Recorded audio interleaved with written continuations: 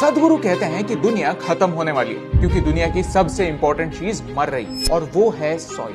क्या बकवास है, सॉइल कैसे मर सकती है? सॉइल जिंदा थोड़ी है। बेशक सॉइल जिंदा होती है क्योंकि बस एक मुट्ठी सॉइल में 8 से 10 बिलियन जीव होते हैं। ये एक फैक्ट है। यानी पूरी दुनिया के ह्यूमन पॉपुलेशन से ज्यादा जीवन सिर्फ एक मुट्ठी सॉइल में, और इसी जीवन की वजह से हम गेहूं, चावल, फल, सब्जी सब उगाते हैं। और यही जीवन, यही माइक्रो ऑर्गेनिजम्स अब खत्म हो रहे हैं। लेकिन क्यों? यही जानने के लिए हमने सदगुरु से बात की। उनसे पूछा कि सेव सॉइल से हमें क्या फर्क पड़ता है। Every responsible scientist is pointing out the UN agencies have clearly stated we have only 60 to 80 harvests left in the planet. That means somewhere between 45 to 50 or 55 years.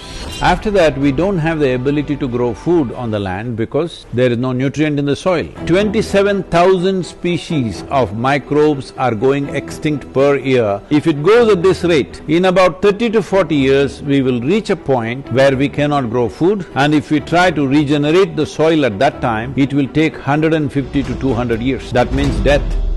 Soil एक non renewable natural resource है। Did you know, सिर्फ 1 centimetre top soil बनने के लिए 1000 साल तक लग सकते हैं और उसे खोने के लिए सिर्फ 1 घंटा ही काफी है। जोरों की बारिश जहां मिट्टी को पकड़े रखने के लिए पेड़ ना हो, सॉइल डिस्ट्रॉय कर देती है। पोल्यूशन, इंडस्ट्रियलाइजेशन, केमिकल्स, रीजन एक नहीं कई सारे हैं। हम खुद चाह कर भी सॉइल नहीं बना सकते। ये प्रोसेस नेचुरल है और इसमें टाइम लगता है। लेकिन पिछले कुछ सालों में हम सॉइल को जिस स्पीड से डिस्ट्रॉय कर रहे हैं, उस स्पीड से we don't have much time left. Because of industrial level of agriculture, where there is no organic input into the soil, the plant cannot get the nutrients that it wants without the help of the microbes, because those microbes are the basis of life on this planet. Soil is not dead material where you can throw some nitrogen, phosphorus, something and make it happen. It's a living entity.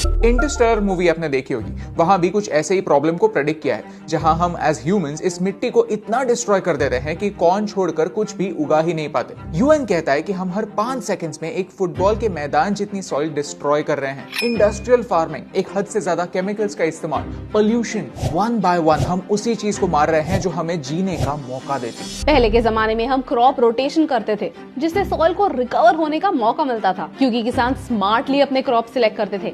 ऐसी crops की जोड़ी बनाते थे जो same nutrients use ना करते हो, so that the soil doesn't get depleted at the same time, ताकि सॉइल को भी एक ब्रेक मिले, न्यूट्रिएंट्स रिप्लेनिश होने का मौका मिले। लेकिन अब मोनोक्रॉपिंग होती है और प्रॉफिट्स बढ़ाने के लिए सॉइल की बलि चढ़ती है। 2050 तक दुनिया का पॉपुलेशन 9 बिलियन तक पहुंचने वाला है। हमें आज से 1.5 गुना ज्यादा खाना लगने वाला है, लेकिन हमारे सॉइल की फर्टिलिटी कम हो रही। आने वाले बस 25 सालों में दुनिया में 30% कम खाना होने वाला है, यानी हर 10 में से 3 लोगों को भूखा सोना पड़ेगा, और इसीलिए हमें सॉइल को बचाने की जरूरत है। But today if we attempt this now if we take the necessary action by enshrining soil regeneration and ecological regeneration as a part of our national policies across the world, in 10 to 15 or maximum 20 years time, we can make a significant turnaround. Soil दुनिया का सबसे बड़ा recycling plant है जो दुनिया के organic waste को black gold में बदलता है, उससे खाद बनाता है। सॉइल दुनिया का सबसे बड़ा कार्बन रिजर्व है,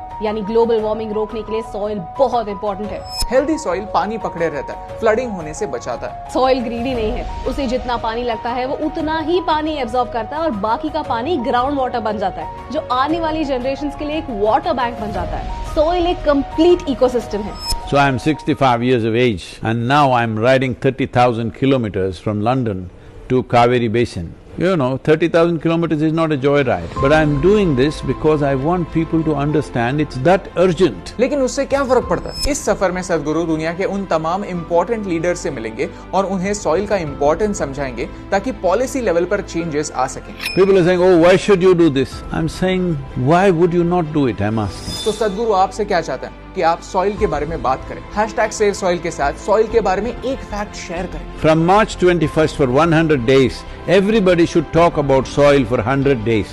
If you do that, we will aggregate these numbers in the social media platforms and come to a place where if 3 to 4 billion people have spoken about soil, no government is going to ignore it. because in a democratic nation, the only currency that flies is numbers. सदगुरु मानते हैं कि environmental issues election issues बनने चाहिए। वही सरकारें चुनकर आनी चाहिए जो हमारा भविष्य सुरक्षित रखने का वादा करें और उसे निभाएं। अगर आपको इस वीडियो से वैल्यू मिली तो इस मूवमेंट को आगे बढ़ाने में हमारी और सदगुरु की मदद कीजिए। जब तक हम दुनिया की सरकार से डिमांड नहीं करेंगे, उनसे सवाल नहीं पूछेंगे, तब तक इन्वायरमेंट को कोई भी सीरियसली नहीं लेगा।